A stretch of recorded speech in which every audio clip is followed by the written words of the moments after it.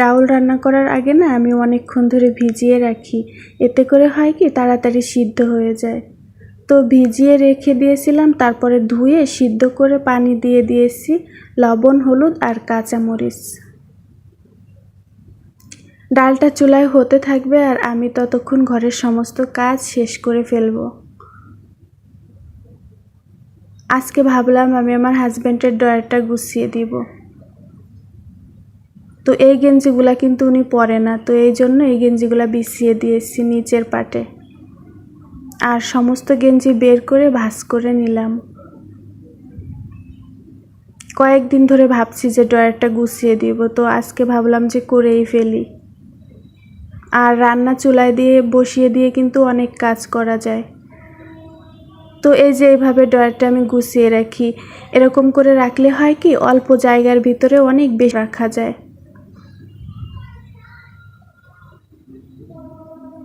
আর এভাবে করে যেটা আপনার ইচ্ছা হবে সেটাই কিন্তু বের করে নেওয়া যাবে, কোনো কাপড় এলোমেলো হবে না।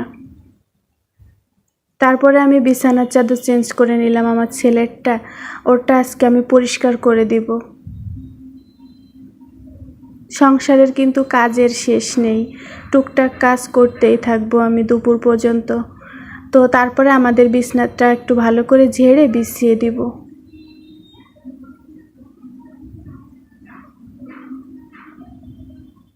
প্রত্যেকটা গৃহিণীর সংসারের কিন্তু একই ধরনের কাজ, আমি জানি, একজন এক একভাবে করে। আর বিছানার চাদরটা না আমি জাজিমের দুই পাশে এভাবে গুজে দিই, এতে করে হয় কি বিছানার চাদরটা একদম টান টান থাকে। আর টান টান বিছানার চাদর দেখতে কিন্তু আমার অনেক ভালো লাগে।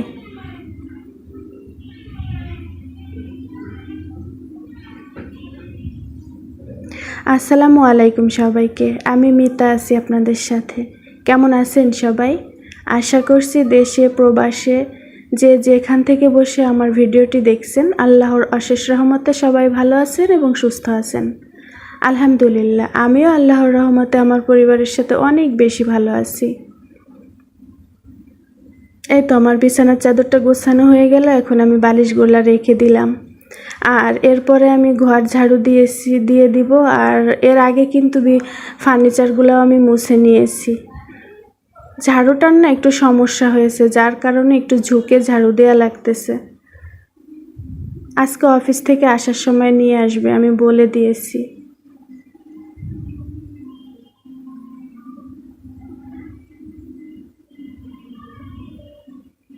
রান্না চুলায় দিয়ে কিন্তু আমি অনেকগুলা কাজ করে ফেললাম, কারণ ডাউল রান্না করতে গেলে কিন্তু চুলার কাছে দাঁড়িয়ে থাকা লাগে না।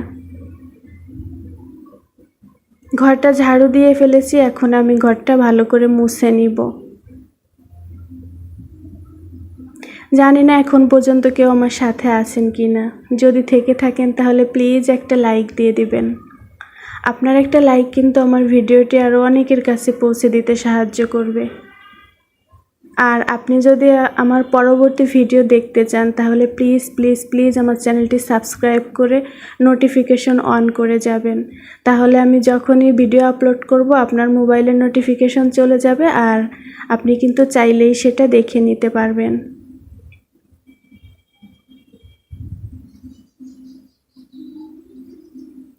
আর আমার ভিডিওটি আপনার কাছে কেমন লাগলো আপনি আপনার মতামত কিন্তু কমেন্টে জানাতে পারেন, তাহলে আমি অনেক বেশি খুশি হব।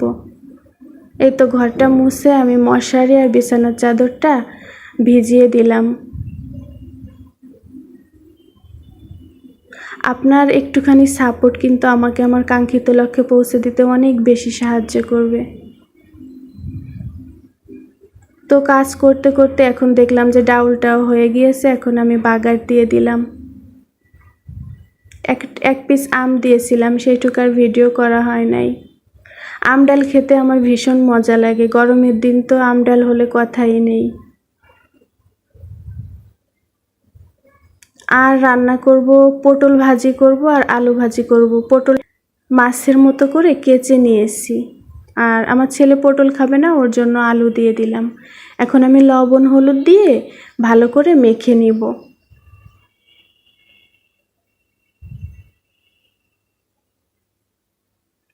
আর প্যানে বেশ খানিকটা তেল দিয়েছি, তেল দিয়ে আমি পটলটা এপিট ওপিট করে ভেজে নিব।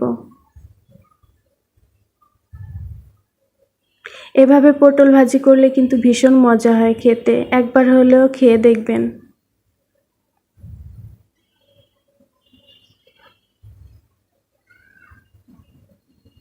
হ্যালো, এখন আমি পটলটা নামিয়ে নিব।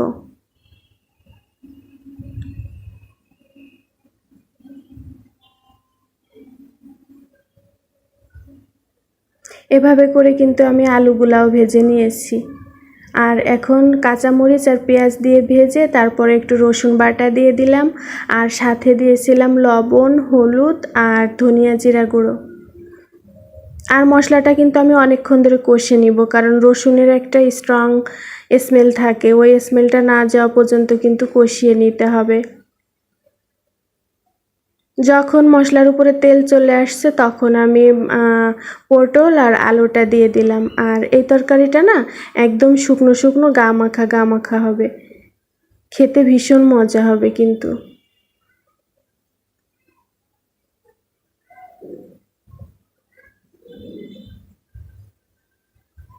তো রান্না বান্না শেষ হয়ে গেল, এখন আমি নামিয়ে নিব।